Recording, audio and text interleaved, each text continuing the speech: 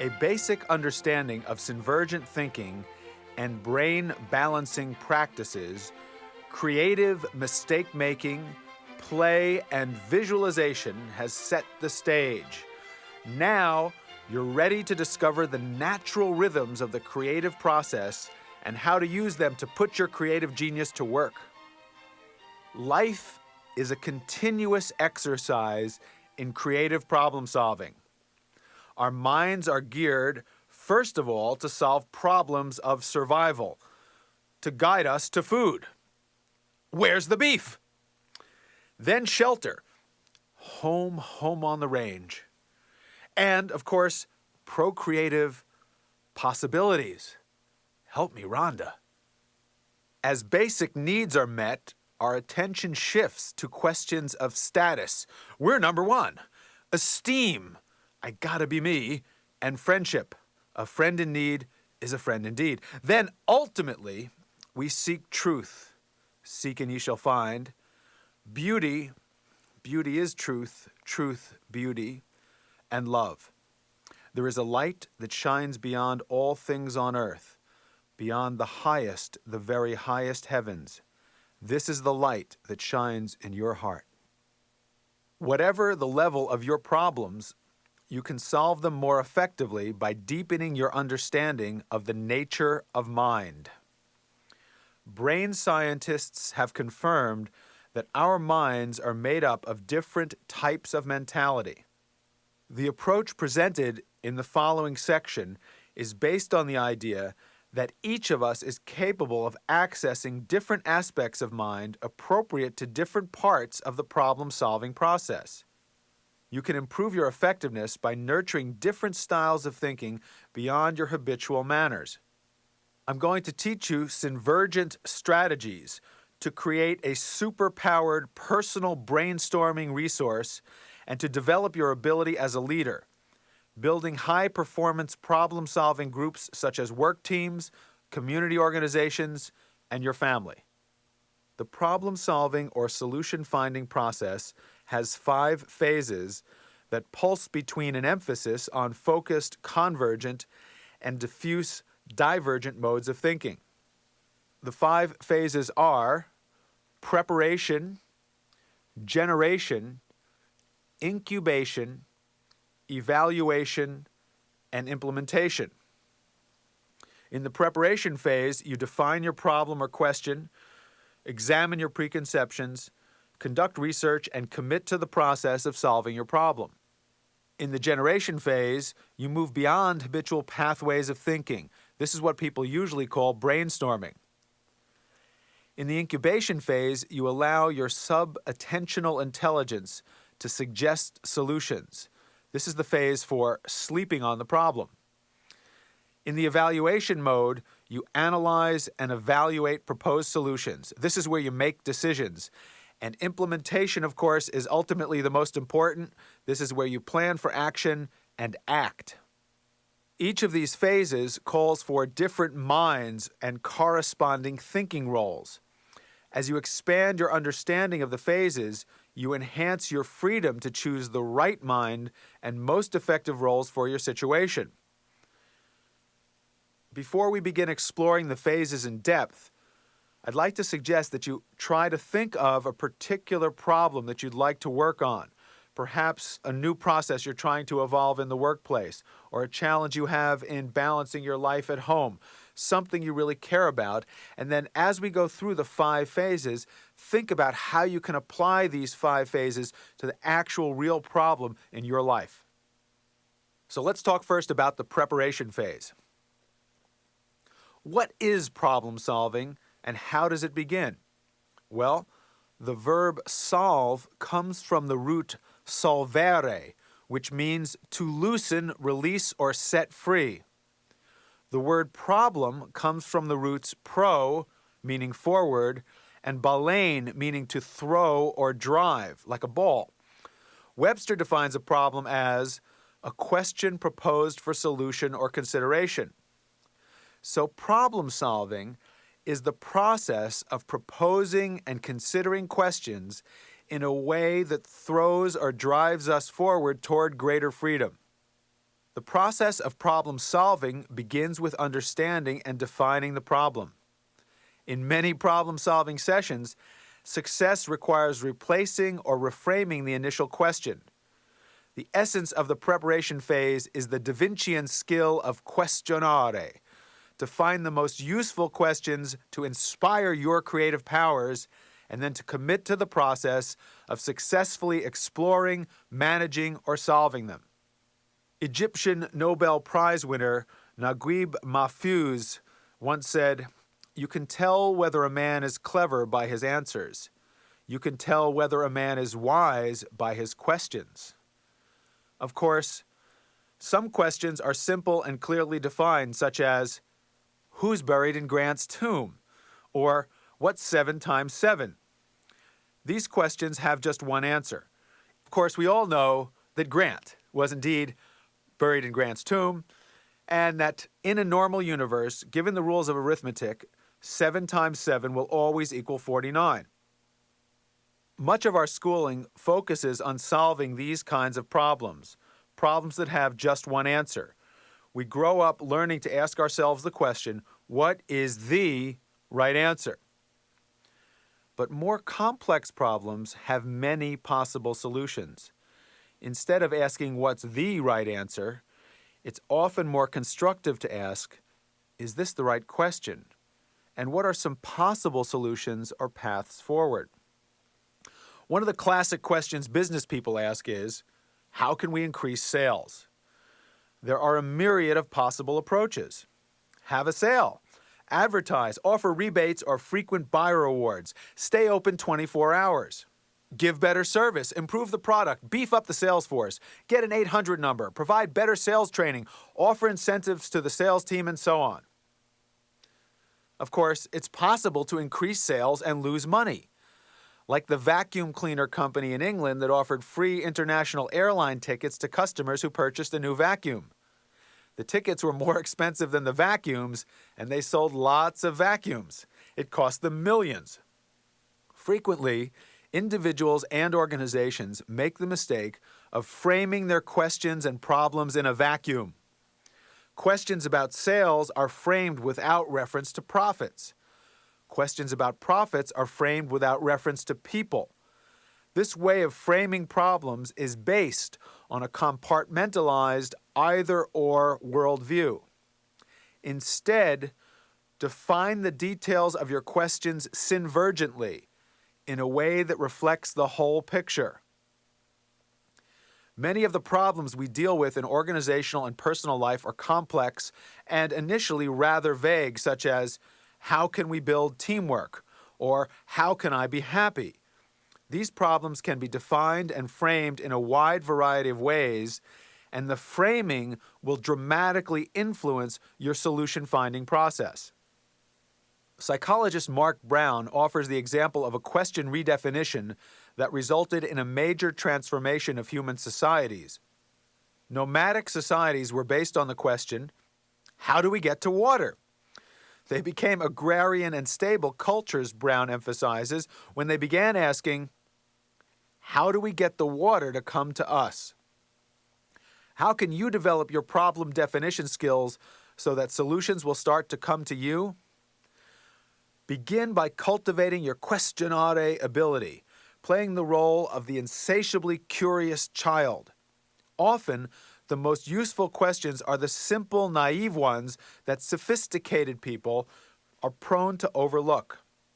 Ask awkward questions like, why is the emperor naked?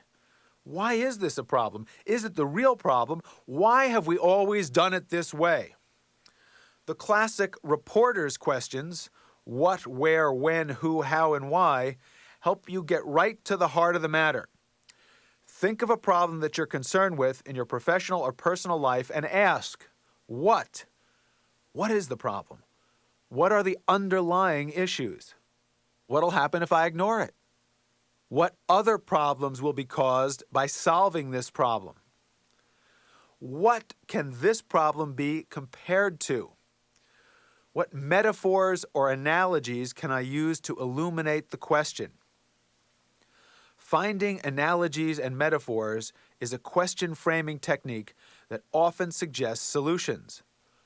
Copernicus's realization that the Earth revolves around the sun was inspired by an analogy that came to him as he drifted down a river in a little boat. For a moment, he had the illusion that his boat remained still while the shore moved on by. It suddenly dawned on him, by analogy, that the same phenomenon might be responsible for the at that time common illusion that the Earth remains still while the sun rotates around it.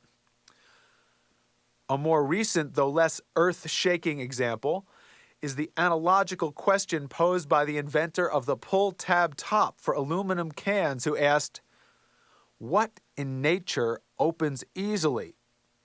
A picture of a banana popped into his mind, leading him to ask, how can the design of the banana serve as a model for the task at hand? Next, ask when. When did this problem start? When does it happen? When does it not happen? When will the consequences of it be felt? When will it start to become a bigger problem? This last when question is particularly important, as most problems are best approached while still small, or better yet, before they become problems at all. Then ask who. Who cares about it? Who's affected by it? Who created it? Who perpetuates it? And who can help me solve it? After who, where? Where does it happen? Where did it begin? Where haven't I looked? And where else has this happened? Then, why? Why is it important? Why did it start? And why does it continue? And of course, you don't want to forget to ask how. How does it happen? How can I look at it differently? How can it be changed? How does my investment in solving this problem look in the light of my own personal vision and values? And last but definitely not least, how will I know it's been solved? What are my criteria for success? Although there are no set rules for framing questions, it's generally useful to seek a balance between broad generalization and over-specialization, between flexibility and focus. A well-framed question is provocative, energizing, and inspiring. Look at the details of your problem in the context of the big picture. Seek alternate ways to frame your question, especially through analogy and metaphor. Look for interdependent opposites, and remember, there may be more than one right answer. The frame for your problems is important because it organizes your sense of purpose, and your purposes tend to determine your perceptions. Perception follows purpose. For example, field biologist Anna Novak spends much of her time observing primates in Panamanian jungles. She mentioned to our mutual friend, author Gerald Celente, that although the jungle was full of monkeys, she never saw any snakes. Then one day she invited a colleague, who happened to be an expert in snakes, to join her foray into the forest. Within moments, a snake appeared, and then another and another. In the end, they spotted over 50 snakes. Anna was puzzled. She asked her colleague why she had never seen the snakes before, and he said, "Because you're only looking for monkeys." The phenomenon of seeing what we expect or want to see is called mental set. It functions all the time, consciously or unconsciously. A limited, unconscious mental set retards our solution-finding ability. So to maximize your solution-finding prowess, you've got to be self-aware. You've got to understand your own feelings about a given problem. Feelings play an intrinsic role in the search for solutions.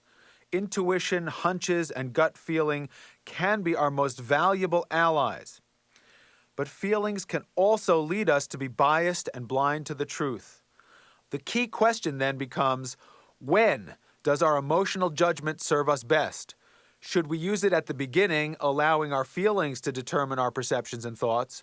Or should we try to allow our perception and thinking to operate objectively first, then apply gut feel to the assembled data to make our decision later? Clearly, to make the most of your mind, it's best to suspend emotion until the point of decision. So an essential part of the preparation phase is separating feelings from perception. To do this, we must first know what our feelings are. So ask yourself, how do I feel about this problem? What are my real feelings about it? Do I have any prejudices, fears, or limiting mental sets that prevent me from assessing this situation accurately? One of the paradoxes of problem solving is to suspend prejudice and emotion while committing wholeheartedly to the process with passion. George Washington Carver, best known for the many uses of peanuts he discovered, was a master question asker and problem solver who strove to find ways to improve the quality of life for poor farmers. Carver attracted the attention of scientists who sought the secret of his remarkable inventiveness. Asked for the key to his scientific method, he replied, "First, you must love the peanut." This level of involvement and absorption is characteristic of geniuses in all walks of life. Whatever your problems or challenges, you dramatically increase your chances of solving them by committing yourself to do so. The poet Rilke summed it up beautifully by saying, "Live the questions." Now, sometimes the questions that you ask will lead you directly to a solution. But solutions don't always come that easily. So in many instances, you will need to proceed to the generation phase. Generation comes from the same Latin root as genius, geniere, meaning to beget or produce. In the generation phase of the solution-finding process, we aim to beget or produce new perspectives. This phase is what people usually are referring to when they talk about brainstorming. I want you to think back to creativity test number 1, when I asked you to think of as many uses as you possibly could for a paper clip. As I mentioned, the average score on this test is about 4 answers per minute. What's amazing about this test, if you stop and think about it, is that the test was purely quantitative. In other words, all it measures is the number of answers you can write down in the given time. So if you're a fast writer and you didn't have any hang-ups and just let your mind flow freely, bingo, you score genius level. As a matter of fact, if you understand the secret of this test, you realize it's nothing more than a test of writing speed. I don't think it tests your creativity. I think it tests the extent to which you've limited your creativity. Remember, the test said think of as many uses as you possibly can for a paper clip. So it said as many as you possibly can. So there was no limitation. It didn't say think of as many practical uses, think of as many tried, tested, and proven uses. It just said think of as many as you possibly can. And yet folks put a lid on their own brain and say, oh, well, let's see, paper clip. Well, I guess I could clip paper. What else could I use it for? Gee, gosh, I don't know. And time's up. Although the test is purely quantitative, the psychologists who developed it did come up with a means for measuring the ideas qualitatively. In terms of creativity, the answers that are most qualitatively creative are those which are defined as the psychologists as most removed from the norm. Most removed from the norm. In other words, the most far out, bizarre, strange, different, off the wall. So this test was a test of the way in which you limit the generation phase, the way in which you interfere with your own brainstorming ability. Now that you understand that, we can start to take the lid off, let that power of generation go. I'm going to explain how to do it. We've learned that your mind works through association, that association is the secret of memory. As your mind flows freely, you create new patterns of association that invite the aha of insight. Generation, letting your mind flow, disrupts automatic mental sets to liberate new possibilities. Now that sounds easy, but habitual patterns are doggedly persistent.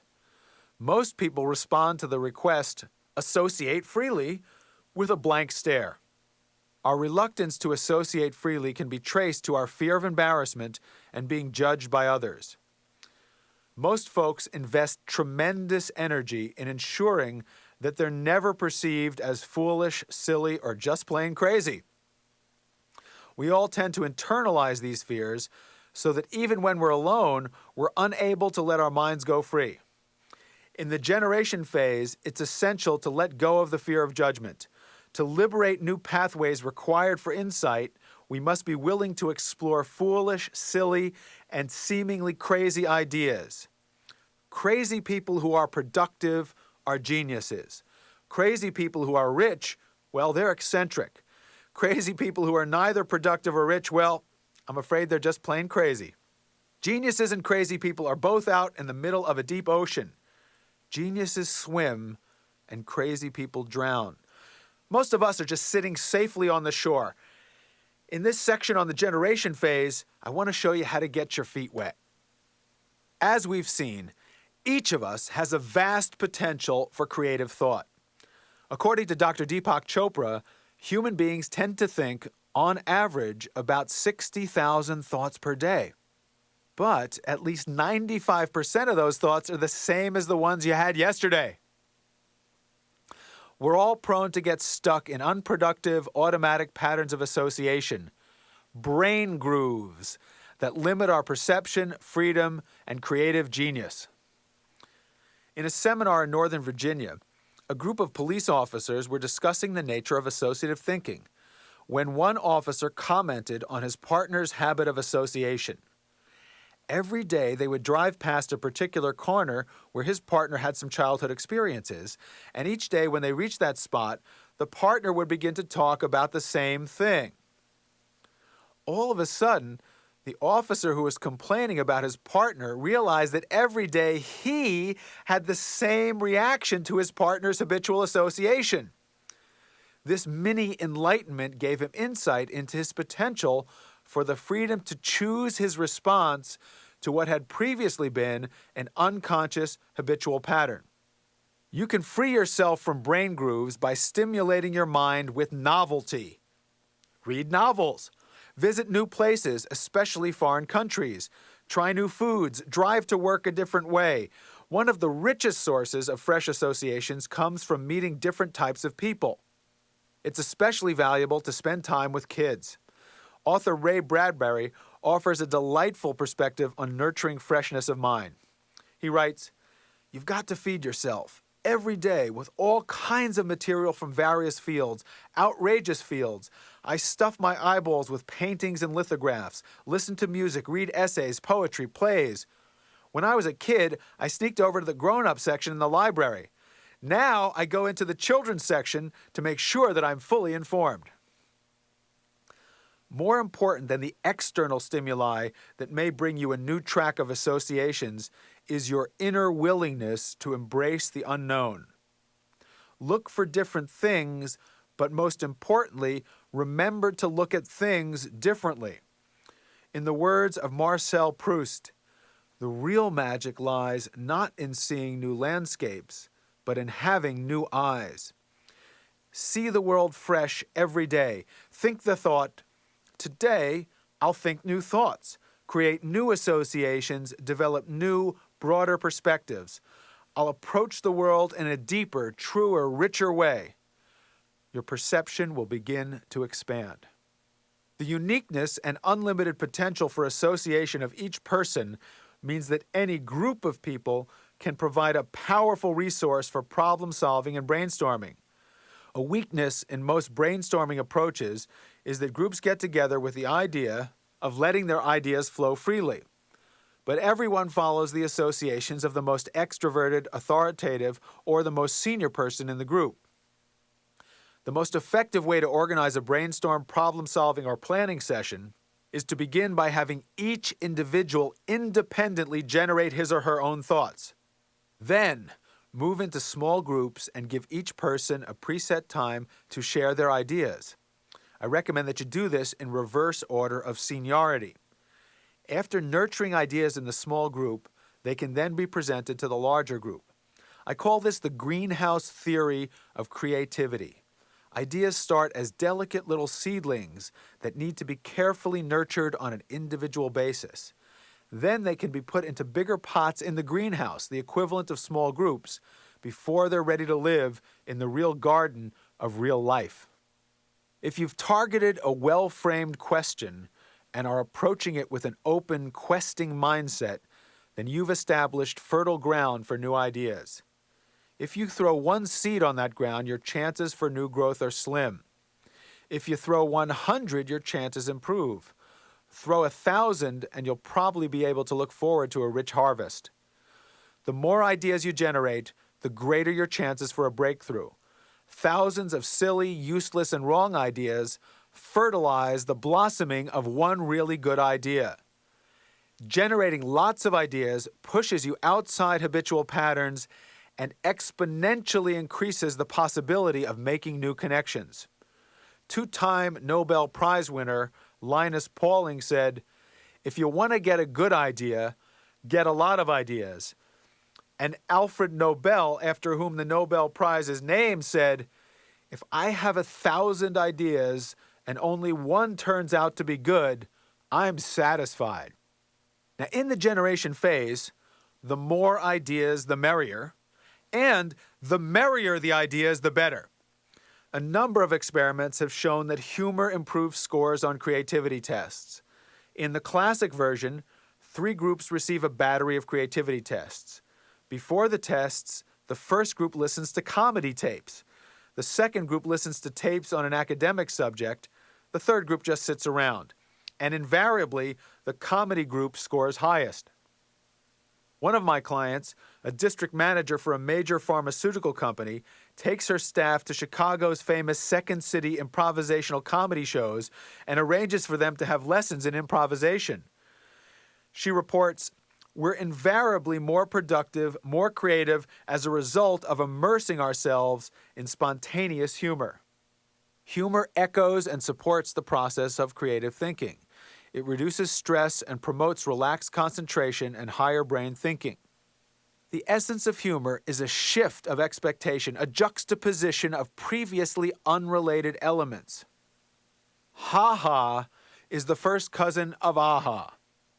The most creative and successful people are those who laugh regularly, particularly those who can laugh at themselves. In Good Morning Vietnam, Robin Williams played the role of a wartime disc jockey with a tendency to share his hilariously cynical views with listeners. Williams' material had to be approved by robot-like identical twin censors who were driven to apoplexy in their attempt to police him. The theme of art versus censorship is a common one in cinema, literature, and life. It reflects the conflict between artist and censor that we carry inside our minds. For most of us, the artist is repressed and the censor is hyperactive. Although the censor is a valuable ally in daily life. I mean, imagine how disastrous it would be if we always said exactly what we're thinking. Nevertheless, in the generation phase, the censor is off duty. It's time for the artist to play. Now, many people pay lip service to the idea of no evaluation and then proceed to mock others as soon as anything really different is expressed. Comments like, "That's stupid." When we asked for creative ideas, we didn't mean that creative, and the classic, "What kind of weirdo are you anyway?" and "Let's not waste our time on absurd speculation," have no place whatsoever in the generation mode.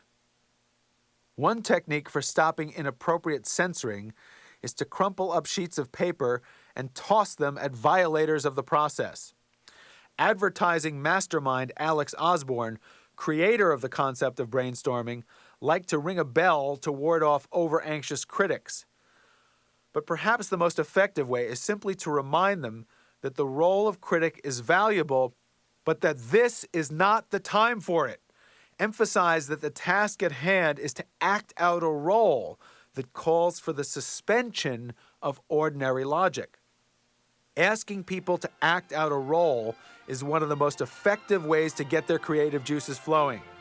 Many critical, serious people find that the opportunity to play a role frees them from their habitual mode of thinking. Critics are usually highly competitive, and if you inspire them to compete at coming up with lots of off-the-wall ideas, they'll amaze you and themselves.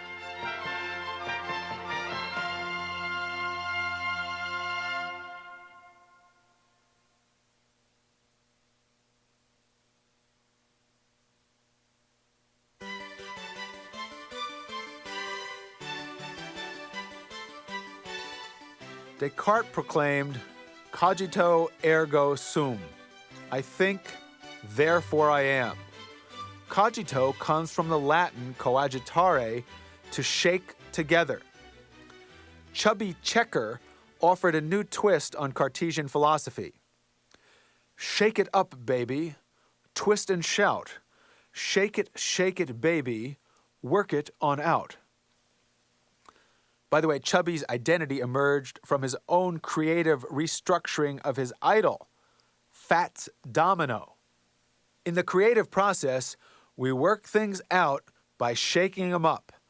Creative thinking involves linking ideas, facts, perception, and associative patterns in unfamiliar ways.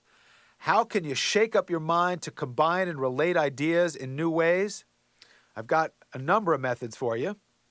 You can ask, what if? Bring in an outsider, put on a new head, become the question, pull the cow by the tail, make a mind map, write down the bones, and change your position. Let me take you through each one of those in more depth. We've talked about the power of questionare and the need to ask who, what, where, why, when, and so forth.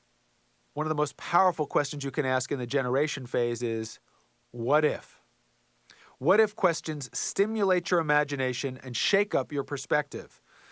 Ask, what if I shrunk it, enlarged it, made it lighter, heavier, changed its shape? What if I reversed it? What if I tightened it? What if I loosened it? What if I added something? What if I subtracted something?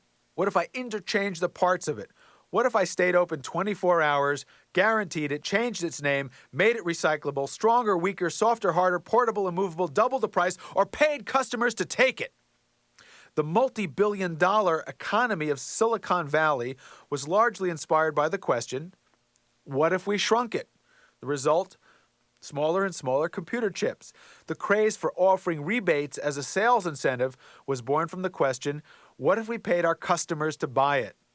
The happiest people in the world ask the question, what if I could find some way for getting paid for doing what I love? Next, let's talk about bringing in an outsider. Whenever possible, consult someone with an entirely different perspective. Ask the opinion of people from other departments, backgrounds, disciplines, and thinking styles. Ask your bus driver and your dentist. Ask the oldest person you know and the youngest. Children can offer you amazing insights. Physicist Robert Oppenheimer once commented, there are children playing in the street who could solve some of my top problems in physics because they have modes of perception that I lost long ago. Of course, other people aren't always available when you need them. Nevertheless, you can try to imagine what they'd say if they were present. By using your imagination, you can create a super-powered internal brainstorming advisory board. Ask, what would Walt Disney, Muhammad Ali, Margaret Thatcher, Gary Kasparov, Thomas Jefferson, Ben Franklin, Helen Keller, Buddha, William Shakespeare, Barbara Walters, Mark Twain, Winston Churchill, and Marcel Marceau have to say about this? Creativity guru Dr. Win Wenger suggests that we go further than just imagining what our advisors might say. He advocates actually visualizing an image of the genius we wish to consult. So put that image of the genius you want to consult in front of you in space, and then walk into that space and imagine putting on the genius's head. Then look at the world through the eyes of the genius, and your problem will be a lot easier to approach. Speaking of geniuses, when Jonas Salk was working on a polio vaccine, he imagined himself as an immune system and contemplated how to fight the virus from that perspective. In addition to becoming your genius, you can also become your question. Einstein's insights that led to his theory of relativity resulted from his becoming light. He imagined what it would be like to be light traveling through the universe. A restaurant client was inspired to design a successful new menu by contemplating the question, imagine you're an item on the menu. How could you get people to order you? To solve the problem of how to play better tennis, Timothy Galway, the author of The Inner Game of Tennis, urges, become the tennis ball. Put your consciousness in the ball and ride across the net. So we've talked about what-if questions, bringing in an outsider, putting on a new head, and becoming the question. The next generation approach is to pull the cow by the tail. Let me explain. Dr. Milton Erickson developed a fascinating and effective psychotherapeutic approach based on stimulating new patterns of thought and behavior through the consideration of paradox. Erickson claimed that his approach was born when he was an 8-year-old farm boy trying to help his brothers pull a cow into a stall. After the brothers gave up yanking on the stubborn cow's head, little Milton pulled its tail and the cow went straight into its stall. Try pulling the tail of your problem. Take a break from looking at solutions and look for ways to make the problem worse. If you're trying to find ways to improve communication at work, for example, experiment with thinking of everything you could do to undermine it. Spread rumors and gossip. Insist on long written reports.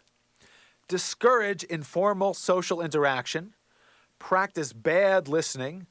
Avoid performance reviews. Never give feedback, and don't ever ask for help. An Environmental Protection Agency office in New England demonstrated a delightful expression of tail pulling through a public awareness program entitled How to Destroy the Earth. They offered tongue-in-cheek suggestions such as dump used motor oil straight into the ground, leave your lights and air conditioner on at all times, stuff your newspapers, cans, and bottles into the same garbage bag. Pulling the tail of your problem will help you generate unexpected new ideas. Another very powerful way to generate those really off-the-wall, unexpected ideas is to make a mind map. Mind mapping is a tremendously effective idea generation tool. By starting with a picture or symbol at the center of your page, you jumpstart the right hemisphere, while the branching format of mind mapping encourages free-flowing association. Traditional brainstorming sessions usually result in tons of disconnected ideas written on flip charts. But by printing key words, one per line, and keeping the lines connected, mind mapping helps you track and enhance the flow of the ideas. If you run out of ideas for your mind map, pause, take a deep breath, and then print random words to open up new pathways. You can also take any keyword on your map and draw 3 blank lines radiating from it. The mind's natural tendency to complete a gestalt will inspire you to fill the lines with new associations. Generating ideas with mind mapping is a lot like distance running. If you are an inexperienced runner, chances are that you'll give up when you feel winded. But experienced runners know that if they remain relaxed and keep their arms and legs moving, they'll find a second wind, running farther and faster than they may have thought possible. It's the same thing with the generation of ideas. If you feel mentally winded, stay relaxed and keep your mind moving by printing keywords and drawing symbols, even if they seem especially, completely, totally irrelevant. You'll discover your mental second wind, generating whole new streams of unexpected associations. Not only that, the later stages of the generation phase are usually the most productive. Brainstormers often find that they first have to get out all their standard thoughts and habitual responses before discovering new, unexpected pathways. Another rich source for the generation of new, unexpected ideas is a technique developed by Natalie Goldberg called writing down the bones. Goldberg has spent decades applying the wisdom of Zen Buddhism to learning and teaching writing. In the process, she developed a method that awakens deep levels of creative thinking. Goldberg's method is simple. Choose a topic. Then, dedicate a set time for writing. 10-minute sessions are good to start. Write continuously on your topic. Keep your pen moving. Don't edit in any way, ignore punctuation, grammar, spelling, and neatness, and avoid doing what you normally call thinking. Just let yourself go. Describe everything in rich detail and follow your passions and intuitions. Goldberg suggests a variety of stimulating writing topics, such as books that have changed your life, the quality of light coming in through your window, the closest you ever felt to God or nature, and your first sexual experience. After warming up with a couple of exercises on whatever topics you fancy, try writing down the bones of the problem or question you aim to resolve. Goldberg urges, explore the rugged edge of thought. Like grating a carrot, give the paper the colorful coleslaw of your consciousness.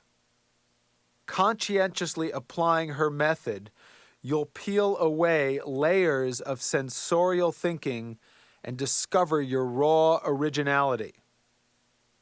One more method for shaking up your mind and allowing your associations to operate in new, fresh ways is to change your position. It amazes me that in many brainstorming sessions, people sit around for hours in more or less the same position, trying to generate new ideas. And then they wonder, how come we're stuck? The state of your body always influences your mind. If your body is stiff and rigid, or collapsed and limp, your mind will usually follow suit. Our language is full of phrases that demonstrate an understanding of this relationship.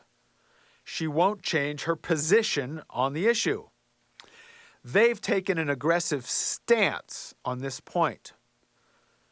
Perhaps we should look at this from another angle. And from the Bible, they stiffened their necks so they would not hear the word of the Lord. Letting go of habitual postures energizes and inspires the creative process. Sometimes the best way to get your mind moving is to start by moving your body. My favorite methods include juggling, which I'm confident you're becoming increasingly expert in, movements from the martial art of Aikido, and application of the Alexander technique of mind-body integration, which I'll talk about in a later part of the program. Meantime, try the following exercise. You can do this one either alone or with a friend. If you're alone, do it in front of a mirror. If you're driving in your car, just think about it and do it when you get home. The object is to move as many body parts as possible in new ways at the same time. The exercise leads you to change habitual mind-body positions by moving in a way that you've never moved before. So if you can find a partner to do this with, that's ideal. Stand opposite your partner. You're going to begin to copy the movements that your partner makes.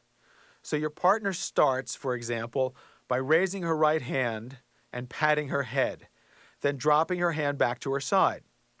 So copy the movement and keep doing it while you wait for your partner to introduce the next movement. For the next movement, let's say your partner taps her left foot on the floor. Copy this movement while continuing with the previous one. Next, your partner makes a swimming motion with her left arm. Copy this while continuing the two previous movements. Then your partner adds a sound like a chicken noise, bok, bok, bok, bok, bok, or the theme from the Twilight Zone. Nee, nee, nee, nee, nee, nee, nee, nee. Copy the sound and continue the previous movements. Then she starts rotating her head around in a big circle, and so on and so forth. If you don't have a partner, just make up as many different movements as sound as you can, and I recommend watching yourself in the mirror for added amusement. Aim to do at least 5 different movements at once. Make them as unusual and absurd as possible. Then switch roles and lead your partner to make movements even sillier than the ones you finished making. In addition to raising the level of laughter and fun dramatically, this exercise shakes up old patterns and wakes up new connections. It's great to do this exercise in a large group of people, especially a group of people who've been working very hard on a planning or problem-solving session. They're feeling a little stuck, the energy's getting a little low, and then all of a sudden you've got a room full of people going, bok, bok, bok, bok, nee, nee, nee, nee, nee, nee, nee, nee. You'll be amazed how refreshed everyone feels when you finish this wild exercise and how much easier it is to open your mind to new ideas afterwards. So, asking what if, bringing in an outsider, putting on a new head, becoming the question, pulling the cow by the tail, making a mind map, writing down the bones, and changing your position are all methods that can help you generate new ideas and perhaps even get an immediate breakthrough, the aha of insight and illumination. Frequently, however, they lead to an increased sense of chaos, confusion, and even frustration. One of the most important things to understand about the problem-solving process is that the experience of increased uncertainty is a positive sign. If you have successfully shifted out of habitual perceptual and intellectual patterns, you may feel somewhat anxious. This is the realm of sfumato. The willingness to accept and embrace this inner tension is the most distinguishing characteristic of highly creative people.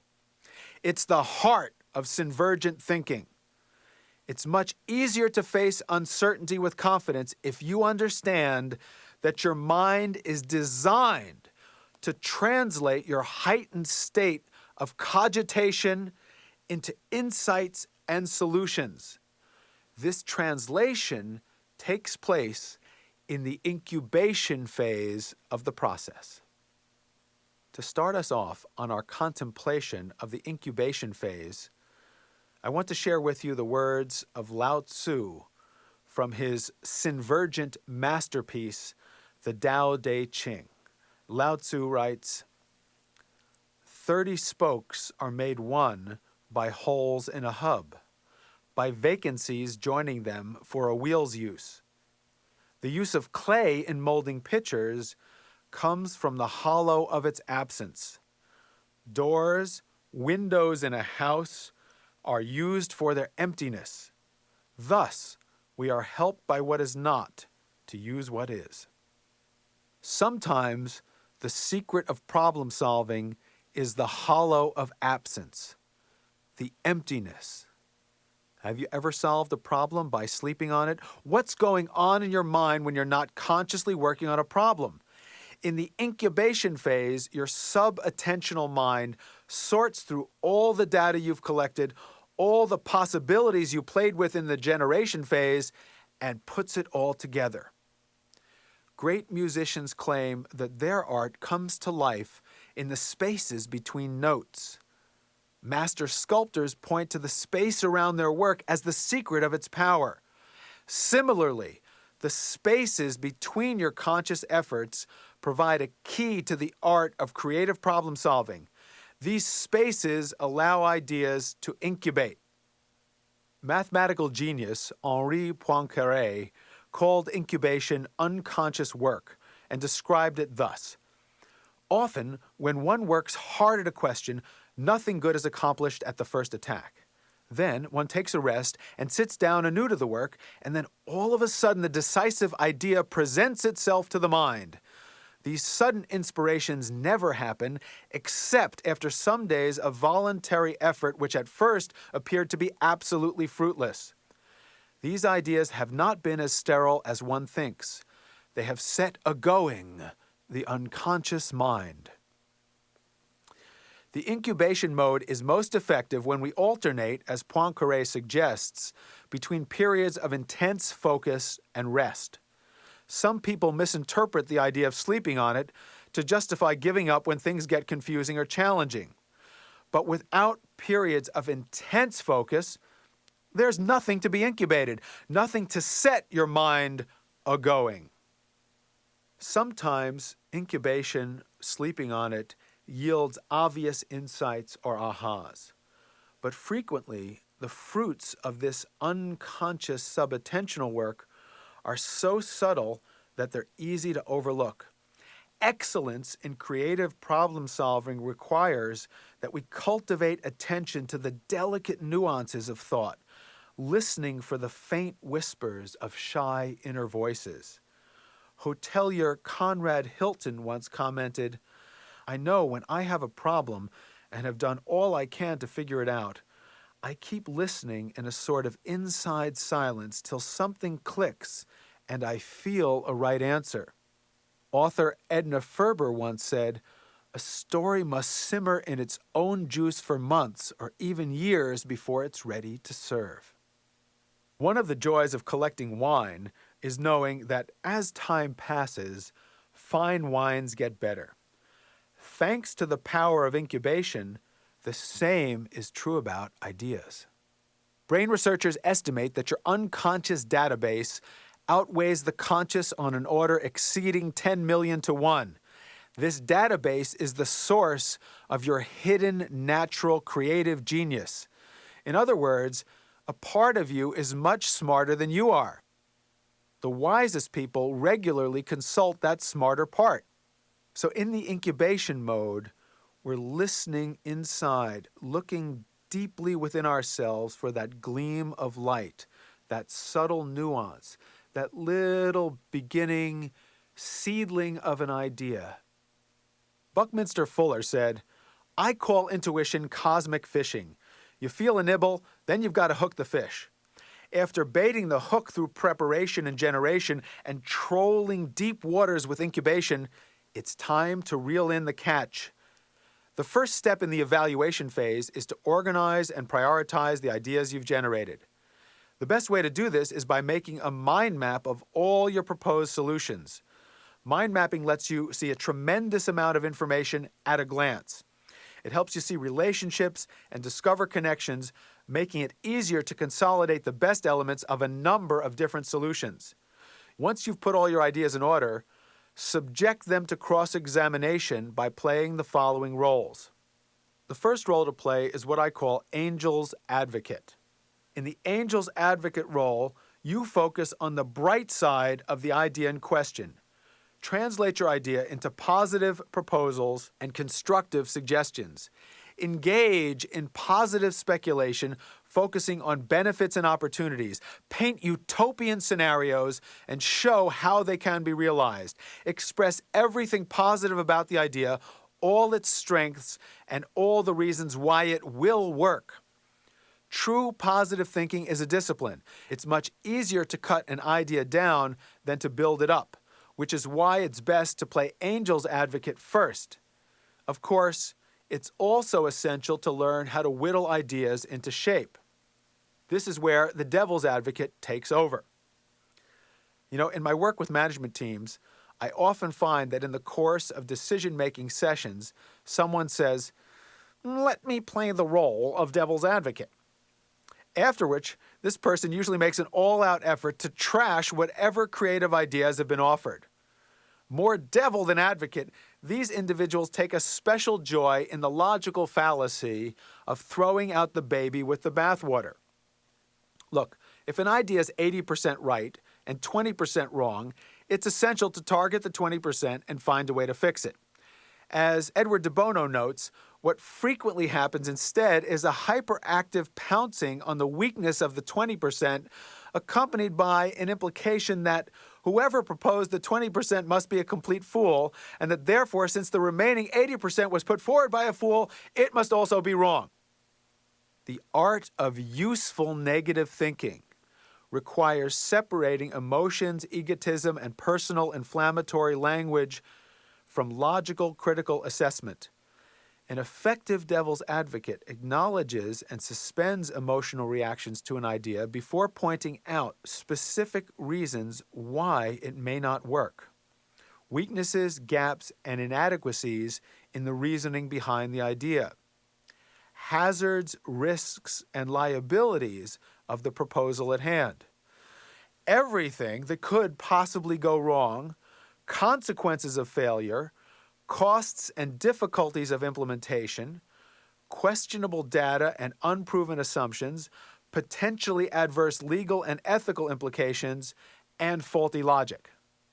Thorough cross-examination by the devil's advocate may expose the weakness of an idea and inspire you to modify and strengthen it accordingly.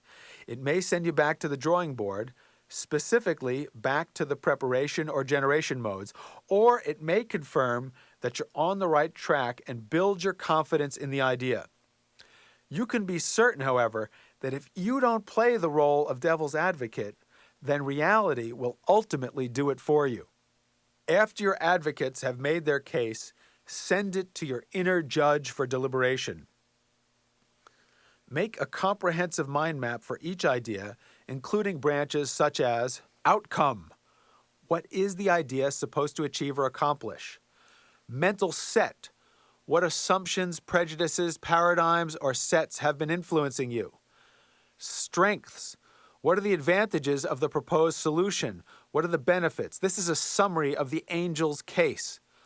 Weaknesses, disadvantages of the idea, costs. This is a summary of the devil's case. Interesting. What are aspects of the idea and its possible consequences that are neither positive or negative, just interesting? Timing. Is there a deadline? Is this the time for your idea? What will happen if you do nothing? Market. Who is the audience, client, or customer for your idea? And success. What are your criteria for success and failure? How will you know that you've succeeded? After you've considered every aspect of the proposed solution, it's time to decide. Ultimately, our decisions are influenced by our values, and our values are deeply laden with emotion. The bottom line of effective decision-making is integrate all relevant information and then trust your gut. In the words of management genius Alfred Sloan, the final act of business judgment is intuitive. Think back on times when you felt a strong intuition. Were you accurate? Cultivating a reliable inner guidance system requires listening to your body. Comments such as, "My gut tells me otherwise," "I just know it in my bones," "I can feel it in the pit of my stomach," "I know in my heart of hearts that it must be true," reflect the body-centered nature of intuition. Dr. Eugene Genlin, the author of Focusing, offers a body-centered tool for checking intuitions. He calls it instant hindsight. Genlin advises, you should say to yourself, as if it were true, "This decision feels fine. The problem is solved, and I feel good about it, don't I?" Genlin counsels attending to whatever bodily sensations arise as these words are spoken. If the sensations are queasy or unpleasant, chances are you're off the mark. If the feelings are pleasant, you're probably on course. Intuition isn't mystical extrasensory perception. It's logic working at a very high speed on a sub-attentional level. It's that clever, wiser part of you doing its job. When an intuition proves to be accurate, you can always track back and see why it made sense. Intuition is super logic. It's only logical to learn how to use it. And now, the final frontier of creative problem solving, the implementation phase. Making things happen effectively is a function of 4 simple ingredients. Number 1, a vivid, positive vision of what you want. Visualize your success as a done deal. Create synesthetic, multi-dimensional images of your vision already realized. See it, feel it, smell it, touch it, taste it, be it. Number 2, an accurate perception of what you've got.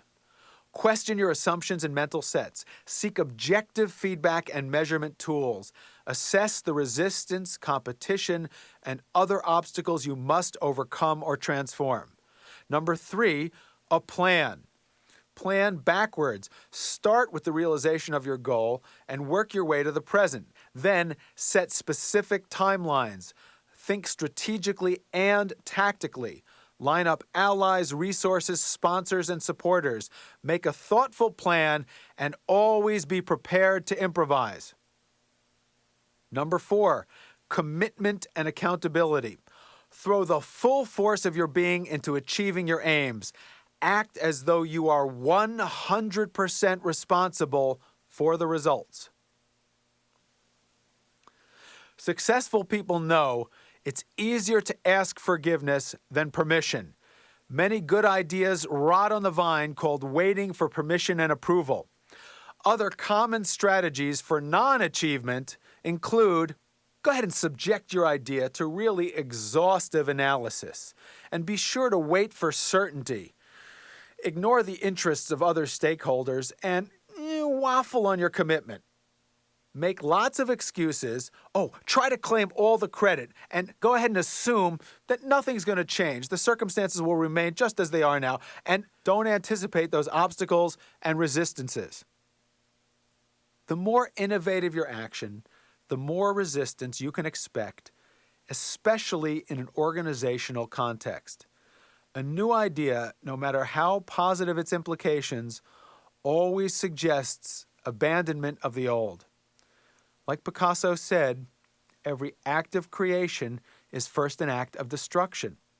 Jonathan Swift weighs in with the thought that when a true genius appears in the world, you may know him by this, that the dunces are all in confederacy against him.